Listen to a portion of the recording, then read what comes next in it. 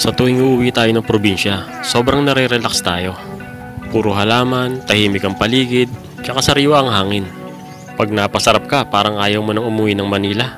Kaya minsan mapapaisip ka, dito na kaya ako tumira? Ano nga ba kaibahan ng buhay dito sa Manila kumpara sa probinsya? Sobrang magkaiba. Una sa lahat, presko ang hangin sa probinsya kumpara dito sa Manila na sobrang polluted na. Pangalawa, mas mataas ang sweldo at mas maraming trabaho dito sa Manila kaysa sa probinsya. Dahil dito, mas maraming taga-probinsya ang nagpupunta sa Manila para maghanap ng trabaho. Pangatlo, sa dami nga ng tao dito sa Manila ay malala na rin ang lagay ng trapiko.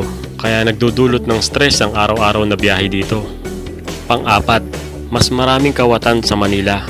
Dahil sa kailangan nilang kumain sa araw-araw sa kabila ng hirap ng buhay, ay marami rin ang gumagawa ng krimen. Nakikita yan sa datos ng mga pulisya sa bawat lungsod. Kita mo na? Ilan lang yan sa mga pagkakaiba ng pamumuhay sa probinsya kumpara sa Manila. Kung akong papipiliin, pipiliin ko rin ang buhay probinsya, sariwang hangin at murang cost of living. Kailangan mo dito i-consider yung income mo para sa pang-araw-araw na pangkain mo. Basta hindi ka masyadong maluho, buhay ka dito.